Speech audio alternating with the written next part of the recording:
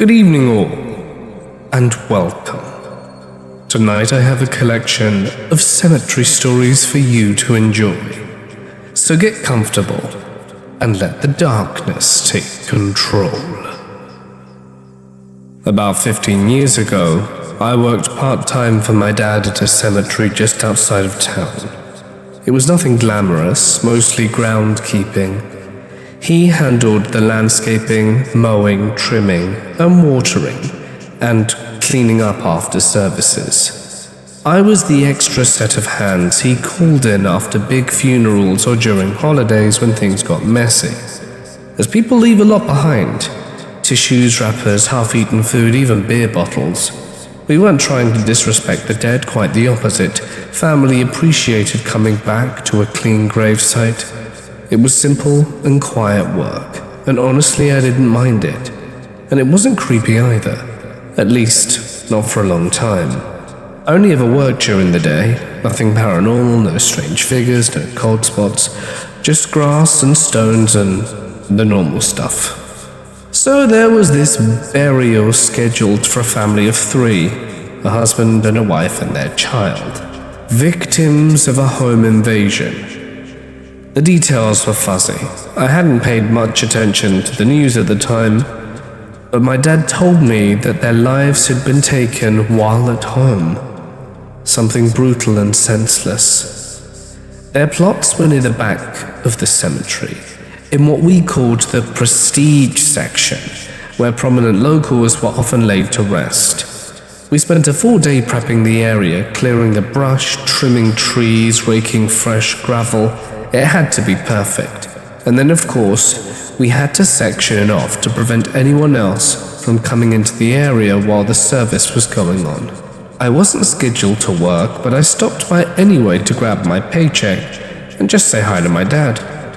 As I pulled in, I saw the full parking lot and realized the service must be in progress. So I quietly entered through the back to not disturb anyone. My dad was inside. He appeared distracted. He kept glancing towards the windows like he was expecting something, and I asked him what was up, and he told me the whole thing felt strange. He said a few black SUVs had pulled in at the end of the funeral procession, way behind the other vehicles, and from one of them stepped a man surrounded by 4 or 5 bodyguards dressed in dark suits. I figured it was some kind of high-profile relative, perhaps police protection given how the family died. But my dad wasn't so sure. He said the air changed when they got there, like everyone knew not to ask questions. He laughed it off, but it had clearly upset him. So I left with my check and tried not to think much more of it. That night we were all at my parents' place for dinner.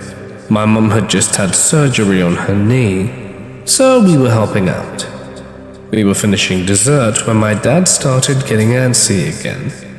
He simply couldn't shake this feeling, like he'd forgotten something important. We checked everything, the stove, the doors, the dog, even called my sister and everything was fine. Then he said, "What if I forgot to lock something up at the cemetery?" He wasn't the owner, but he treated the place like it was, and if anything happened, the blame would inevitably fall on him. So I offered to go, just a quick check. It was already dark, but I figured it would take 15 minutes tops. Lock a door, ease his mind, done. Mum and Dad hesitated, but I waved it off. I didn't believe in superstition, and it's not like the dead were going to get up and complain. I drove over and pulled into the lot, and that's when I saw the car. It was old and beat to hell and definitely didn't belong there. It looked like it hadn't moved in years. The paint was sun-bleached, and the tires sunk into the gravel. I walked around it. There was no one inside. I shook it off and went inside the office, and everything seemed fine. The doors were locked, the lights were off, the equipment was stored away. And I called my dad from the landline to let him know it was all clear. He sounded relieved. I was locking the front entrance when something caught my eye. The main cemetery gates, the ones that should have been chained shut, were wide open, and the lock was dangling from the side. That's when the hairs on the back of my neck stood up. Something was wrong. I told myself it was nothing. Maybe my dad forgot to chain it up after the rush. I was about to leave it alone, but I couldn't. Something was compelling me to check. So against my better judgment, I skipped the golf cart and walked the grounds on foot. Everything was fine until I got to the back. That family grave, the new ones we'd just dug. It was torn apart. Dirt piled off to the side, one headstone knocked over, and 2 shovels laid in the grass, and deep gouges in the earth showed someone had been working fast. They were robbing the grave. I turned to run, and that's when everything went dark. When I came to, I was lying face down in the grass, head pounding. It was still dark, and for a second I thought I'd dreamt it, until I heard the shovels, that metallic scrape of steel on soil. I tried to move, and there was something cold pressed to the back of my skull. I froze. I'll never forget that sound, the hammer being pulled back. I raised my hand slowly. I didn't even speak. I just breathed, shallow and terrified. I could hear at least 3 voices, low and fast, not in English. I couldn't place the language, but the intent was clear, that I shouldn't move. After what felt like an hour, one of them barked something sharp, another pressed my shoulder down, and I was told to lie flat and count to 100. I think I got to 6 before everything went dark again, and the next time I woke up, I was in a hospital bed. My head had been split open. Concussion, bruised ribs, dehydration. My parents were frantic. My dad had panicked after I hadn't returned in half an hour. He drove to the cemetery and found my car, driver door open, tires slashed, and no sign of me. He called the police, who arrived minutes later and found me unconscious behind the grave. The robbers were long gone. They had completely exhumed the husband's casket, pried it open, smashed it to bits, and taken something from inside. What it was, no one ever said. Jewelry, cash, a USB, the whole thing reeked of something deeper than a simple robbery. And whoever those men were at the funeral, no one in the family would talk about it. The police took my statement, but nothing ever came of it. No arrests, no fingerprints, no cameras, until my dad demanded security upgrades. Now they've got motion lights, lock gates, cameras, everything. Mostly they catch raccoons or the occasional homeless guy sleeping in the lot. But I never went back at night, and I never will. This happened about 4 months ago. My friend called and asked if I could give him a jump. His work car wasn't starting.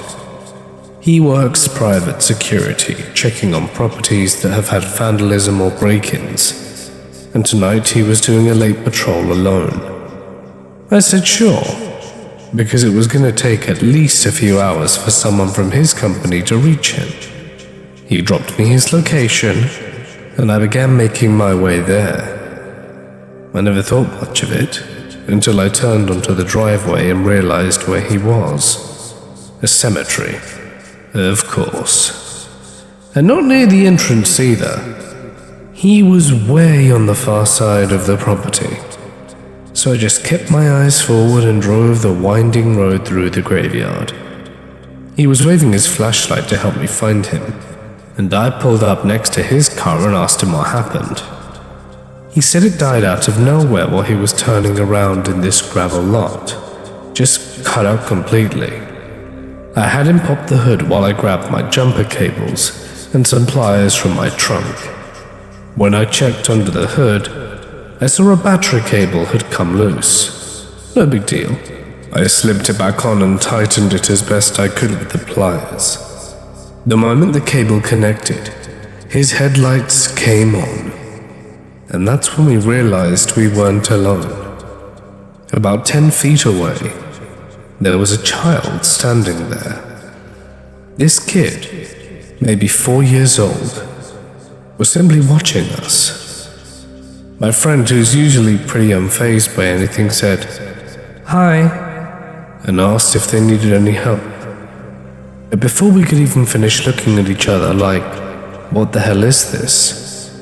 we both looked back, and the kid was gone. Bear in mind, there was nowhere for them to have run to without us seeing or hearing them. As I said before, it was gravel, and there were no footsteps. My friend told me he had moments here, seeing things peek out from behind the trees or gravestones, but he said this was the first time he ever saw something just standing there. I told him to swing by my place later, so I could properly tighten the battery cable. Then I left. He stopped by my house not too long ago and told me what happened after my departure. He'd forgotten his flashlight. It was back in the little gravel lot where I'd fixed his car, so he turned around to grab it. Only when he got there, it wasn't where he'd left it. He looked around, and that's when he noticed a faint light about halfway up a small nearby hill. He drove closer and saw his flashlight. It was resting on a gravestone. He didn't want to get out the car. Who would? But he forced himself to retrieve it. Just as he reached out to grab it, he heard a voice. A child's voice. He couldn't make out any of the words except for one. "Leave." So he did. He didn't come straight to my place, because he had one more property to check on. But the flashlight, he swore he left it on the ground near the car, and somehow it ended up nearly a quarter of a mile away, sitting upright on a headstone. And whatever said that word to him, it wasn't close. It sounded like it came from all around him. He said he's not going back there alone ever again. And honestly, I wouldn't either. This happened around 2007, in a tiny, remote town in western New York. I was with my two friends, Jane and her boyfriend, John. We were out ghost hunting, nothing dramatic, just exploring old cemeteries, taking pictures, and see if anything would show up. At one point, Jane wanted a few more pictures, so John and I waited in my SUV while they wandered off into the older section of the cemetery with her flashlight. It was close to midnight. We were parked on a back road, and even though it was secluded, there were a few streetlights ahead on the road. Jane was behind us off to the right, but we could still see the bobbing of her flashlight. Everything was fine. Then it happened. John and I were both looking up ahead on the road when something just appeared. From under a streetlight on the left side of the road, a dark figure stepped into view. When I say dark, I don't mean dark as in silhouette. I mean a complete void of color, darker than anything I'd ever seen. It was human-shaped, but not human, with no features, no face, no texture. But what stood out the most was its hat, wide brim, flat top hat, almost like an old preacher's or undertaker's. We both froze. It took maybe 30 slow, deliberate steps, and then just before it reached the streetlight on the other side of the road, it morphed. It changed mid-step into the shape of a black cat, still that same featureless void, and disappeared silently into the open field beyond. John and I simply stared at each other. Neither of us could speak for a full 2 minutes, and when he finally did, all he could say was, You saw that too, right?" We were just sitting there in stunned silence when Jane came back, knocking on the window. I couldn't even move to unlock the door. I managed to lift my hand just enough to hit the button. She opened the door and joked, "You look like you've both seen the devil himself." John, who's a big guy, tall and muscular, someone you don't expect to shake easily, was visibly trembling. His eyes were red with tears. All he could manage to say was, "Cat." I tried to explain what happened, but the words came out jumbled. My brain was still trying to make sense of it. Error 404ing all over the place. Jane didn't know what to think. She kept saying things like, "This isn't funny anymore. You're starting to scare me." John was so disturbed, he insisted we stop at his church on the way home. We stood in front of the statue of the Virgin Mary, hands clasped, whispering prayers in the dark, while John pleaded out loud for protection. On the drive home, I remember thinking how crazy it all sounded even to me. Years later, I reconnected with Jane after we'd fallen out of touch. The first thing that came up, unsurprisingly, was that night. She said she hadn't forgotten it. In fact, right after it happened, for weeks, every single cross in her mother's house turned upside down, by itself, as Jane and John were living with her mother at the time. It didn't stop until her mom went through the house praying intensively in each room and blessing everything she could. So did something follow them from the cemetery? I don't know. Years passed. Jane and John moved out of state. We all got on with our lives more or less. Then one day, recently, something strange happened. I shared this story on Reddit, not thinking much of it, just wanting to get it out of my system. Later that day, our 16-year-old cat, my beloved pet, died suddenly in my arms. He hadn't been sick. It just happened, and I was heartbroken. My husband shared the news on Facebook, and not long after, Jane texted me, saying she was sorry. She then added that her family's 8-year-old dog had also died that very same day just earlier. And then Kelly, another friend who heard the story, messaged me that her 6-year-old completely healthy dog had also died that same day. 3 animals, 3 homes, 3 states, all gone within hours of each other. After I told the story again, I haven't told Jane, I published it online, and I'm not sure I ever will.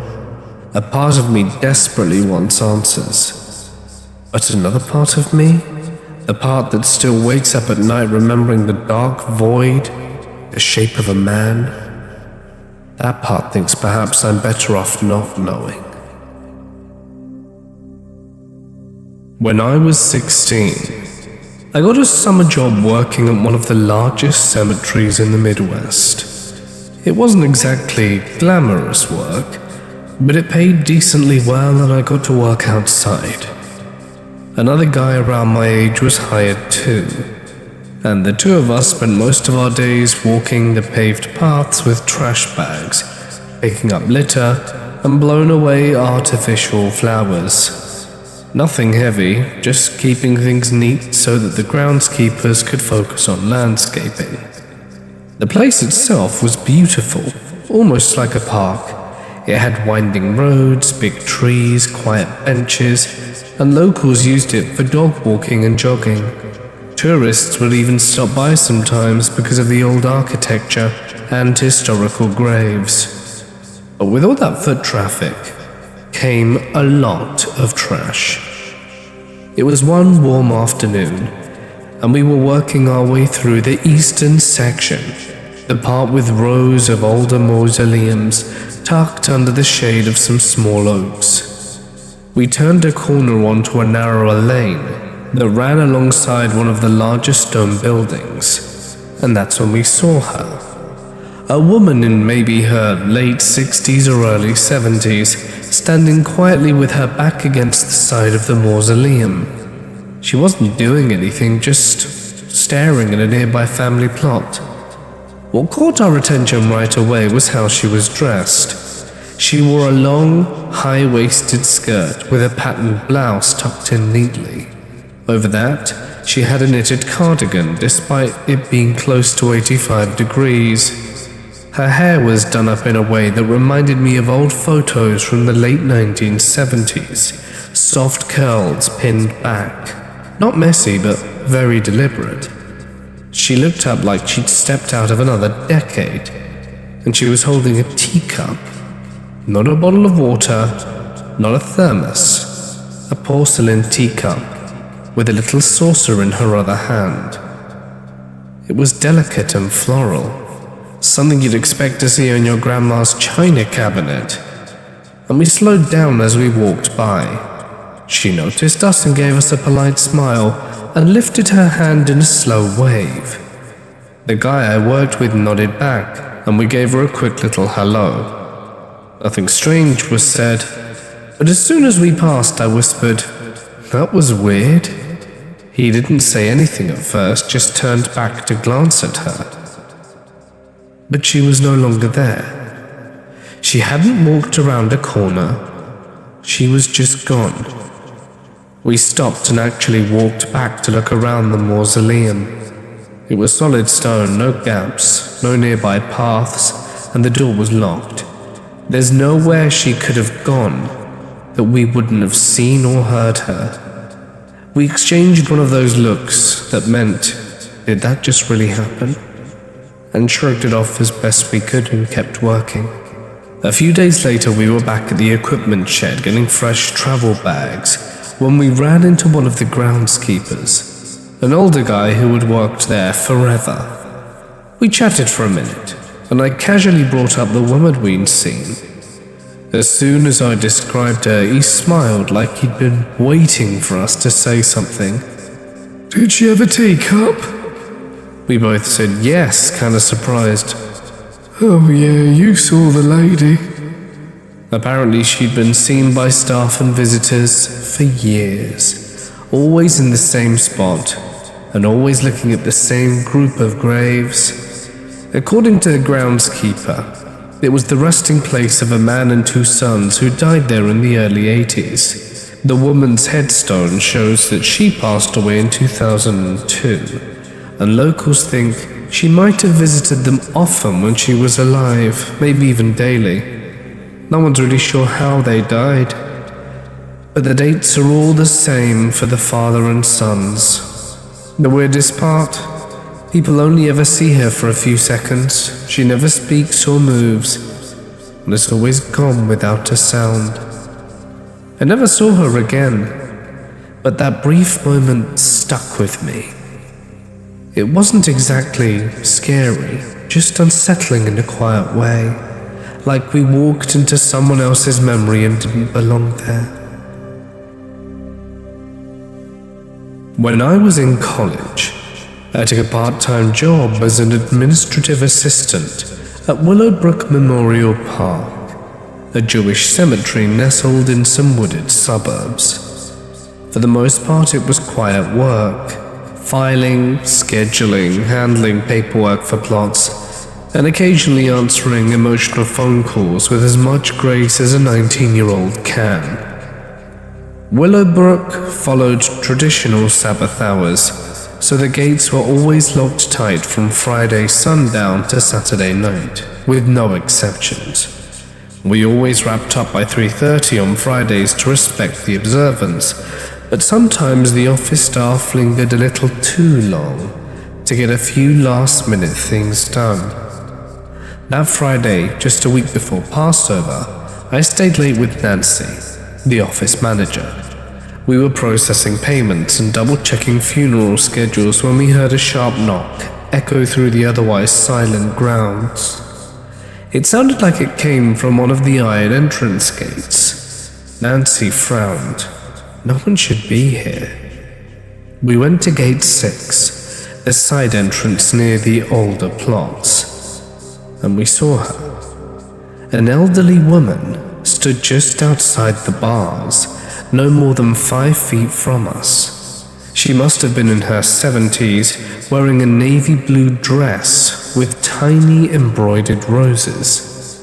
Her silver hair was pinned back with elegant clips, and her gloves looked like they belonged to another time. She wasn't frantic, but her voice trembled when she spoke.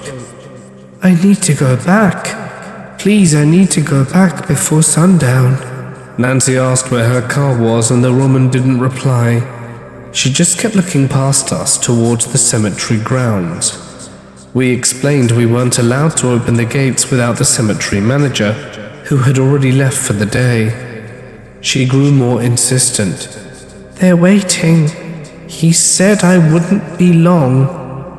It was strange, and it started to scare me a little. Nancy called Mr. Brenner, the manager, and he sighed when she told him and reluctantly agreed to come back and unlock the gate. 15 minutes later he arrived, annoyed but professional, asking, "Where's the urgent visitor then?" We turned to point her out, but no one was there. The gate stood empty. The road beyond it was just as deserted, no car, no footsteps, just the rustling of trees and the hum of power lines overhead. Nancy and I looked at each other. She was right here. Mr. Brenner didn't look amused. "Let me guess, she vanished into thin air?" Nancy suggested checking the security feed. Gate 6 had a camera pointing directly at it, so we went inside and rewound the footage. We saw ourselves clear as day walking to the gate. We watched us speaking to someone just outside the frame, our hands gesturing, our heads nodding. But there was no one else on screen. No woman, no dress. Just the two of us talking to the empty air. Nancy muttered something I didn't catch, and Mr. Brenner laughed like we pulled a prank on him. Cute. Really? We didn't argue, nor try to explain. But after he left, Nancy stared at the video for a long time. "I saw her," she whispered. "I know, I saw her too." We never brought it up again in front of anyone else. But every now and then, if we're working late on a Friday night, we'll check the monitors, just to make sure we don't get another visitor. I worked as a cemetery groundskeeper for a while in my hometown. It's a small place with just over 5,000 people. It's the kind of place where everyone knows everyone, or at least they know of you. And the job itself wasn't glamorous, but I liked it. Quiet, steady, and you learn a lot about people by reading their headstones. So one morning I was assigned to prepare a cremation burial. A woman called Evelyn Harper had passed away, and her final request was to be buried with her husband, Walter Harper, who died back in 2014. So I dug the hole where Walter's ashes were already resting and left it open for the family, who would be arriving later to complete the ceremony. The office staff said they'd be back soon, told me to hang around, so I did. I lit a cigarette and sat down, leaning my back against Walter's headstone. After a minute or two I heard a voice, old and weathered, like it had been carried on the winds for decades. "You shouldn't smoke," it said. I didn't even think about it. I didn't even answer. I was just like, "Yeah, I know." I carried on smoking my cigarette casually. And then, a moment later, the voice said again, "Are you burying Evelyn?" "Yes, sir," I said. And then the tone changed instantly from casual to pure joy. "She's finally coming. I've been waiting so long." He began saying how happy he was and how he'd waited for her. He spoke like that for a few minutes while I finished my cigarette. When I stamped on it and put it out, I was finally ready to confront this guy who was chatting to me. And when I turned around to look, there was no one else in the cemetery. The voice gone. And then I saw the headlights. The family was arriving. I wiped a few quiet tears from my face, not tears from fear or sadness, just something like peace. I got to witness something deeply moving, yet entirely inexplicable. Before I closed the box with Evelyn's ashes, I left a few of my trade beads beneath it, just a small personal gift for their reunion. The family saw my eyes were red and asked if I knew her, and I said, only from her husband, and walked away. Later that week, I was trimming around the graves, and I stopped by the Harper's headstone. Right then, a soft breeze hit my ears, and I swear it almost sounded like laughter. Then silence. There was another grave I visited often, Miss Marlene. She used to babysit my sister and I when we were little. We loved her like family, and she loved the hell out of us. Always said it in that way too. I love the hell out of you two. She and her husband ran a junkyard. My sister and I would spend hours exploring it, climbing over rusty cars, pretending to be pirates. When dinner was ready, Marlene would ring this old iron triangle and yell for us in that tone to get in here now or I'm feeding the dog. She passed away sadly in 2003. When I started working at the cemetery years later, I made it a habit to leave flowers at her grave.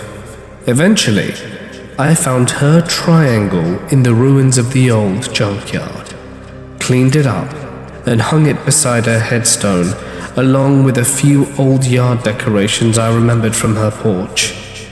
One evening I was working late, and that's when I heard it. The ding of the triangle. No breeze, no wind to speak of, and no one around. Just that sound. I looked around, but there was no one there. That's when I heard something that made my blood run cold and froze me to the spot. Dinner's ready, sweetheart. Get your butt in here. I dropped my tools and ran. The next day, I sat next to her headstone like I used to sit at her kitchen table. I stayed there for about half an hour, not saying much, just remembering, laughing a little, and crying a little more. Then I gave that headstone a hug and finished my day strong. I never heard a peep from that part of the graveyard after that. When I was 20, I moved up to New Jersey with my parents to help take care of my grandparents.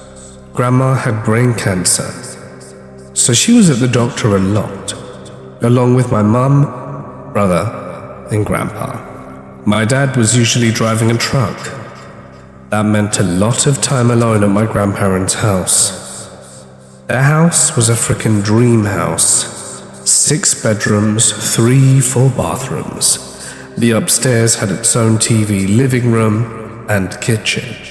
Downstairs was even more massive, with its own TV room, a separate living room / dry bar area. And if that wasn't enough, it had a full basement. I had been in the house a lot in the past for holidays, but until we moved there, I hadn't actually spent any time alone in the house. One day I had just gotten off work and made it to the house. Grandma always brought me White Castle frozen burgers and Hungry Man dinners. She kept them in the deep freeze in the basement. I showered off from work, got into my chill, comfy clothes, and decided it was time to eat.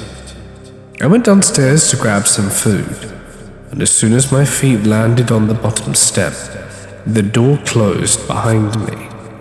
I quickly turned around to get the hell out of the basement, but as soon as I reached for the doorknob, the door creaked open. And that was my first experience there. It's important to note that upstairs had a long hallway that all the rooms broke off from. It had the original hardwood from when the house was built in the late 50s, and every footstep could be heard throughout the house with loud creaks and pops. Bowed boards were pushed back down into place as you walked.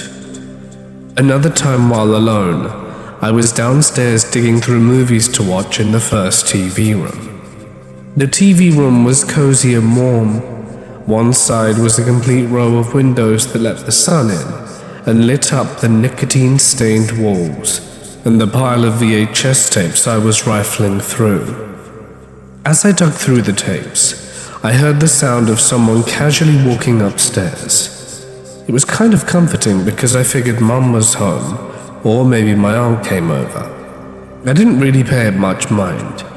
I continued digging through the tapes until I found Major Pain, one of my all-time favorites, which I decided to watch upstairs in the TV room that I usually hang out in. As I was walking back through the house to get to the stairwell, I heard the walking upstairs again. It was light and casual, heading in my direction. I topped the stairs expecting to see Mum, but no one was there. I looked in every room and bathroom upstairs trying to find anyone, but there wasn't anyone there.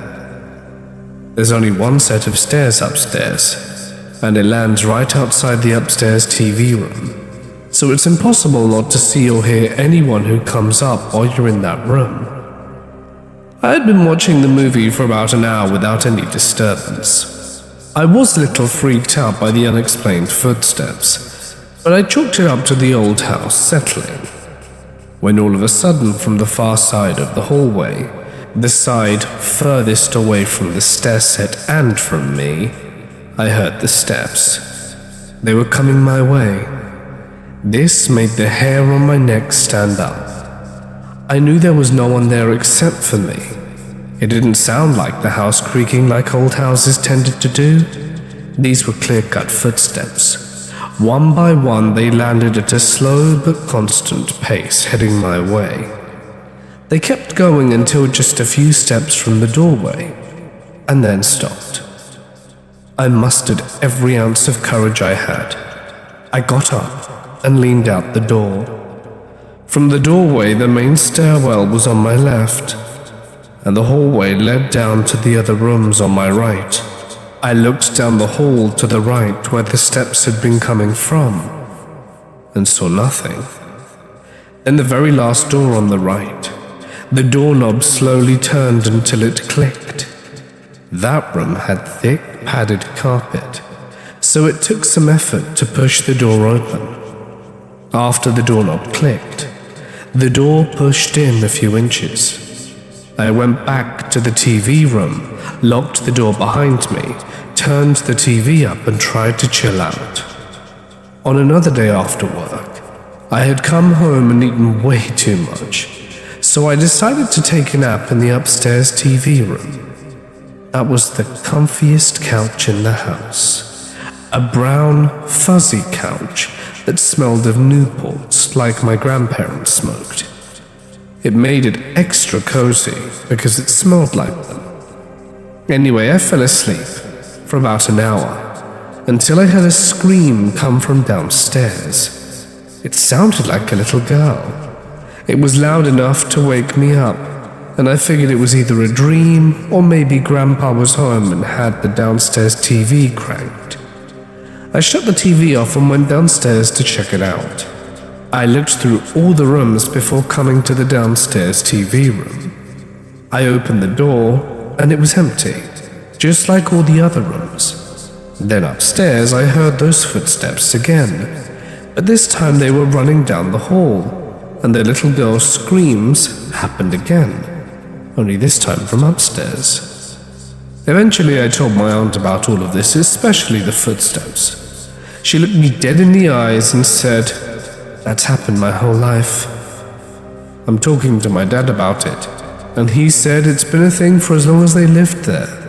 They gave the ghost a name, and she said she was a woman, but I can't remember the name now. When the area was being zoned for houses in the 50s, it was found to have Indian burial mounds. The contractors dug up these mounds and buried all the bones and artifacts in a quarry outside of town. And Grandpa said weird stuff had always happened since they moved in. Me and my brother were in the basement playing one day. Like most days, we were home alone. The basement was packed with all kinds of random stuff my grandparents had collected from over the years. We dug around and got scared witless by some mannequins my grandma had. We got over our fright and started playing with them. We dug around behind where they were all stashed and found a hole in the wall. It was about 2 feet and round, and looked like someone had broken the concrete with a pickaxe to get through the ground beyond it. The hole went in for about 3 or 4 feet, and then seemed to end, but the basement was honestly too dark to tell. We decided to grab a flashlight and look in it. As soon as we shone the light down the hole, a mighty gust of air came flying out at us. It kind of smelled like it does after it rains. It hit us so hard it blew our hair back and turned some of the mannequins on their stands. And we never went to that part of the basement again. I would like to start out by saying that I'm from a small town in Iowa, with around 7,000 people. When you grow up in a small town, you become really resourceful at finding things to do for fun. You make the most of the fun while you're having it. Urban legends are plentiful and always fun to share, and I don't live too far from our capital city. As I got older, I started venturing into it. I made a lot of friends and they loved hearing stories of growing up in my small town. They found the things we did for fun wild, and they would beg me to take them to a cemetery that was about 40 minutes from my house. It's a place I'd only been to a handful of times, and I will admit it was during the day. I know the area somewhat well, as I've hunted out there and been on a few late-night drives, but by night time it becomes quite creepy. I will state this now. I'm not into the supernatural. If something creepy does happen, I will look for a logical explanation. If you tell me a haunting story, I'll roll my eyes, but there is no explanation for what I'm about to share with you. So one evening, some friends from the city called me, saying they wanted to go to this cemetery and wanted me to take them there. I agreed. They made it down around 8 p.m. This was in mid-fall, so it was somewhat dark by that time. We stood around having a few smokes and catching up with one another. There were 5 of us. Around 9 p.m. we left. Part of this trip is on a paved highway, but the rest is on limestone gravel roads, about 6, maybe 10 miles at most to the graveyard. We took my friend's new car at the time. It was a few months old, a reddish maroon Pontiac G6. If you've ever driven on a limestone gravel road, your car gets covered in a fine white dust. We made it to the cemetery. The entrance is a large cast iron gate, and we go in. I show them the headstone. It's a very large one from the early 20th century, and it has a very creepy saying on it, something akin to, "Where you are now, I once was, and soon you'll be where I am." Since then I found out it's pretty common on old headstones. My friends agreed, yeah, that it was creepy, and they asked if anything had ever happened out there to me. No, not really. My car once overheated driving by, but that was about it. Now this gravestone sits in the last row facing west, and to the south, maybe 50 yards away, is a whole row of children's graves. Small little gravestones just big enough to fit a name on. Well, urban legend says if you run between those gravestones zigzagging through them, you will pass away. My friend starts talking trash, telling me that's the dumbest thing he's ever heard. He yells not to be afraid of any stupid dead babies. I say, I don't know, man. I always heard that so-and-so did it and they were dead a week later. And he calls me an idiot for believing it. He starts running through them, and halfway through, he says he couldn't care less about the supposed curse. But he doesn't complete the whole run and comes walking back. We joke with him and ask if he was too scared to do it, and he said, yeah, I got creeped out halfway through. We went back to the entrance, had a few smokes, shot the breeze for a minute, and I was ready to leave. I hadn't had dinner and was quite hungry. It was around 11 p.m, and we head back to the town I live in. On the south side there's a McDonald's. I pull in, we head inside to have dinner. We left the car under a streetlight, so the car was well lit. And when we got up to it, a friend noticed there were small handprints all over the car. No fewer than 20. They were about the size of a 2-year-old's, but they weren't all the same size and they all were quite fresh. They were on top of the trunk, on top of the roof. We could see them because they were outlined in the dust from the gravel road. I remember looking really closely, and you could clearly see small fingerprints in the white dust, highlighting every crease. It's the weirdest thing I've ever seen. There is no explanation. If they were there before we went out, they would have been covered by the dust. We couldn't figure out how a kid would have gotten on top of his car. There were no kids around where the owner of the car lived. Nothing. We tried to come up with a reasonable explanation for them to be there, but nothing made sense. I told my friend who ran through the graves he better watch out. To this day, if you bring it up with him, he won't hear a word. He'll either leave the room or get angry that you brought it up. And it's been near 20 years since it happened. I'm 24 now, but when I was 17, I went with a small group of friends to a cemetery one summer night. We weren't there to cause trouble. Most of us were spiritual, not religious, and deeply respectful of places like it. We just wanted to visit some of the older graves. I've always felt peaceful there, like the energy there is soft, sleepy and comforting. That might be why it happened.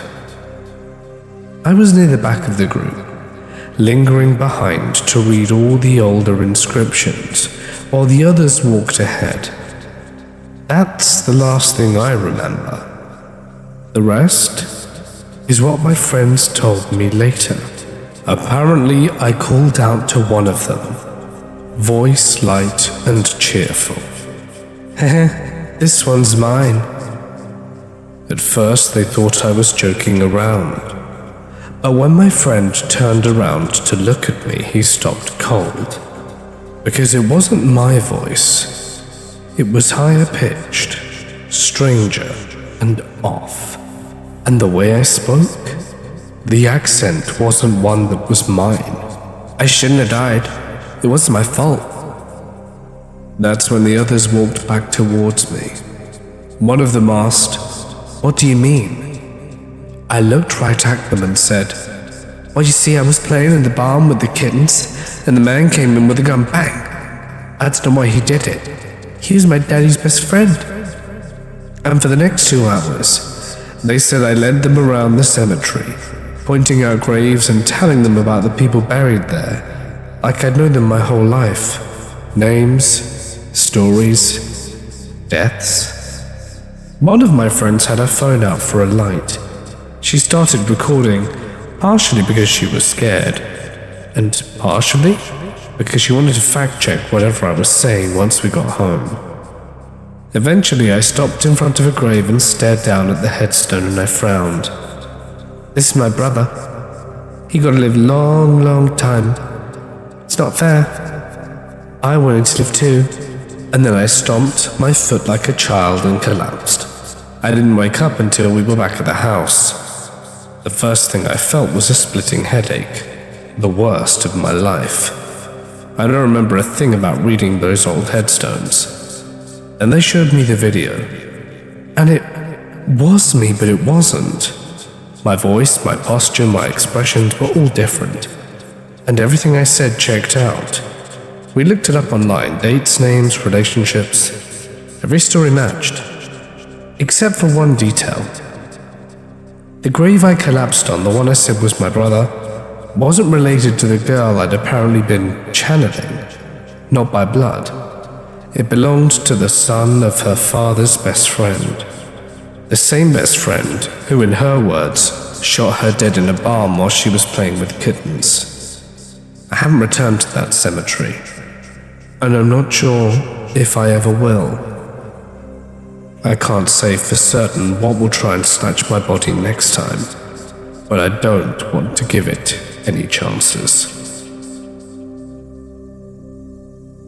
In 2007, I was 11. And my mom moved us to a small town near our family's reservation. The part of town where we lived was built on old indigenous burial grounds. It was me, my mum, 2 younger siblings, and a cousin a couple of years older than me.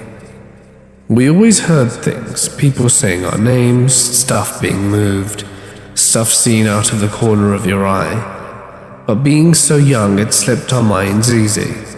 What didn't slip our minds was the uneasiness we all felt. All of us constantly felt watched. We were never truly alone in that house. If we had to be, we'd hang around outside instead of staying in there alone. One day we were messing around with my mum, and she was chasing us around the house. We ran upstairs into her bedroom and locked the door. Mum banged on the door saying, "Open it up, I'm gonna get you." Then all of a sudden she started banging. "Let me in right now, open right up, oh my god, right now." So we did, and she ran in and locked the door. My mum was so pale and looked like hell, and after calming down she told us that after banging on the door, she had turned to go downstairs. When she looked down, there was a man with long dark hair and a top hat, peeking his head around the corner at the bottom of the stairs. The man stepped out dressed in all black and looked as if he was going to come up, so she started banging and yelling for us to open up. Another time in the same house, my cousin was napping, so I crawled in with her as the big spoon. There was a small TV facing her bed and I was dozing off when I felt something hit me. When I looked, there was a fist-sized indent on the blanket. In the summer of '07, a woman was brutally murdered. My grandma was friends with the cops, so she told my mom right in front of us kids all the horrible details. We lived about 3 to 4 houses down from the woman, and we'd all hung out with her the night it happened. For days we would walk by and see blood all over the windows. A couple of weeks later, we were walking by the house and saw that poor woman in her window. My cousin and I started running because we knew what she looked like and knew what had happened. We got so scared, obviously. Thankfully, we moved out that summer. I need to tell you about Liwan Plaza in Guangzhou, China. It has long been surrounded in fear and mystery, and many Cantonese people see it as no coincidence that the cursive-like character Guang outside the plaza bears an uncanny resemblance to the word for corpse.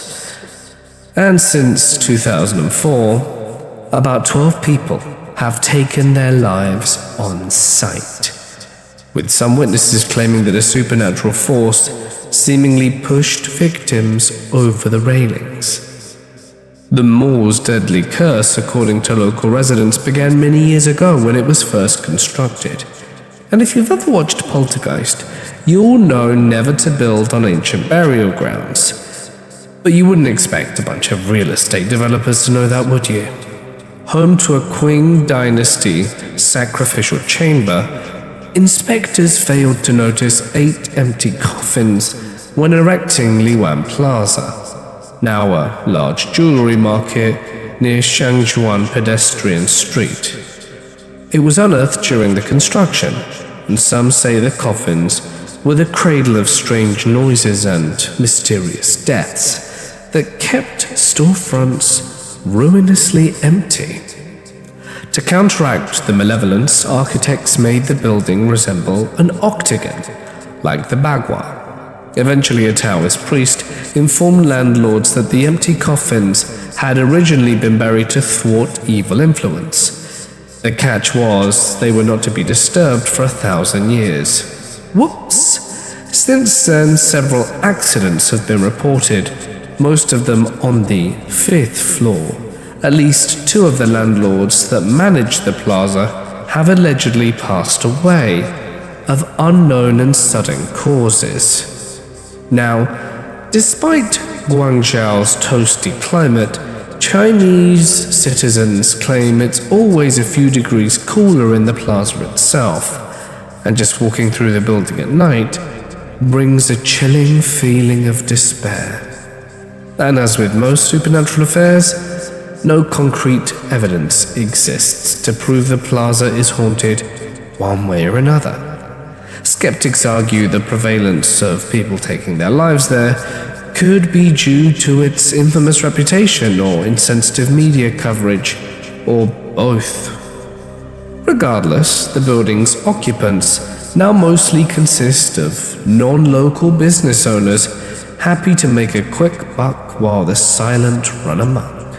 And now, where our story begins. It was a sunny afternoon when I decided to visit my uncle at Liwan Plaza, and my uncle's shop was located on the 5th floor, funnily enough. The very floor where many of the mysterious incidents occurred. He had always kept an 8 trigram, a Taoist symbol known for warding off evil, hanging above the door. However, the nail holding it in place had started to come loose, and my uncle decided it was time to take it down and fix it. As he removed the trigram, a strange, almost palpable chill filled the air. My uncle, usually a calm and collected man, seemed to be in a trance. His eyes glazed over, and without a word, he began walking towards the stairs. I realized something was quite wrong with him. At first, I thought he was playing a practical joke of some kind. But he kept going up the stairs. That's when I realized there might actually be something wrong. So I followed him. But by the time I caught up with him, he was already at the top floor near the roof edge. He was looking down with a vacant expression. My heart pounded in my chest as I reached out to grab him. It was then that my young cousin appeared, running towards us with the 8 trigram in his hand. The moment he put it back above the door, my uncle snapped out of this weird trance. Later, as we pieced together what happened, it became clear that removing the 8 trigram had disturbed the restless spirits tied to the plaza. And from that day on, my uncle never tampered with the protective symbol again. This past summer, I lost my grand-aunt Helena, my maternal grandmother's sister. We traveled to Agioi, in the Peloponnesus region of Greece, where my grandmother's family is from, to visit the family tomb and pay our respects. I wasn't prepared for what I felt when we arrived. The ceremony was stunning, immaculately maintained. It stretched across a low, tree-dotted hill and seemed to go on forever. At least 3 miles if you were to walk the whole thing. I found out later the oldest graves dated back to 1816, and that genuinely shocked me. But even more surprising was that it was a public cemetery. In my experience, public cemeteries in Greece are rarely so well tended. This one was peaceful in a way I can barely describe. It was blazing hot that day everywhere else, but outside the cemetery, there was a perfect gentle breeze. When I visited my paternal grandmother's grave, I always sensed a coldness. The cemetery feels angry somehow, like the land is tired. The one where my maternal grandparents are buried feels different still. It felt alive in a way, like I was surrounded by family, even the ones I had never met. I felt like I was being embraced. It was like all my ancestors were there just out of sight, watching and welcoming me. As we approached the family grave, I was like, "Hi, nice to meet you all." I didn't want my parents to hear. I didn't want them to think I was being weird, but I felt like I had to say something. And that's when I felt a hand on my shoulder. Not literally, or maybe literally, I'm not sure, but it was warm. And I nearly cried. I'm blinking back tears just writing this, just like I blinked them back then. I felt like somehow someone heard me. Like someone had been waiting for me to show up and say hello. You see, I never got the chance to know my grandparents. I never met either of them. My grandmothers died before I could say goodbye, and my granduncles and grandaunts were mostly gone by the time I was old enough to form real memories. I was 5 or 6 the last time I saw any of them, and the last of them passed away when I was 10. I wasn't even allowed to attend the funeral. I used to carry that grief like a stone in my chest. I would dream of them often, dream of old Athenian coffee shops from the 50s, of my great-grandfather's workshop, of family homes I never got to grow up in. I'd wake up from those dreams with a kind of longing, but standing there in the sun, something shifted. I didn't want to leave the cemetery. But as we walked away, I felt lighter and happier, like I'd finally made peace with something I didn't realize I was still grieving. I felt like they knew me, like they always had, and despite the tangled histories and complicated family ties, they loved me anyway, that they welcomed me. And that was the most peaceful experience I have ever had in a cemetery, and just really wanted to share it. The elementary school that I went to, and the town that it's in, has a history. The short story is that the town I live in was founded by a group of families, and I happen to be a descendant of one of them. Anyway, the elementary school was built over a Native American burial ground that had long since been abandoned when more settlers came over to the New World. And it had other supernatural things. Let me share one of my experiences. When we were taking the elevator down to the basement, the doors opened and we walked into a storage room at the end of the hallway that was dimly lit, which had flickering light bulbs. We entered the room and got the machines, and on our way back to the elevator, we stopped just before the corner to enter it. That's when we saw an apparition of a woman standing about 10 feet in front of us. As soon as we stopped, she turned to look, then turned away again and disappeared around the other corner. We entered the elevator and brought up the machines. Before the door opened for the first floor, we looked at each other and tried to talk about what happened, but we were honestly unsure what to say. Another encounter I had in the school, for context, was when I was in 6th grade and was in the library for an after-school program with a few other kids, a teacher and the librarian. I was sitting between stacks of books reading one, which happened to be about ghosts and the supernatural, when I heard a knock on the wall behind me, which was a wall of cinder blocks. Then a book on the opposite end of where I was sitting fell off the shelf, and I saw a shadow walking between the shelves and vanish. When I got up and looked, there was nothing there. There are other ghost stories about that school, and there have been encounters, but they aren't mine to share. Point is, since they built the school on an Indian burial ground, I'm not surprised that spooky stuff happens. For context, I live in a very rural area in the midwestern part of the United States, about 20 minutes away from the nearest town, and about 6 minutes from the nearest township. For those of you who have lived in the sticks, you know as well as I that creepy sounds and sightings that make you second-guess what you saw are commonplace if you spend any amount of time outdoors at night. It was 3:30 on a Saturday morning. I was driving home alone from a party on a small, lightless country road leading out of the nearest township to my house.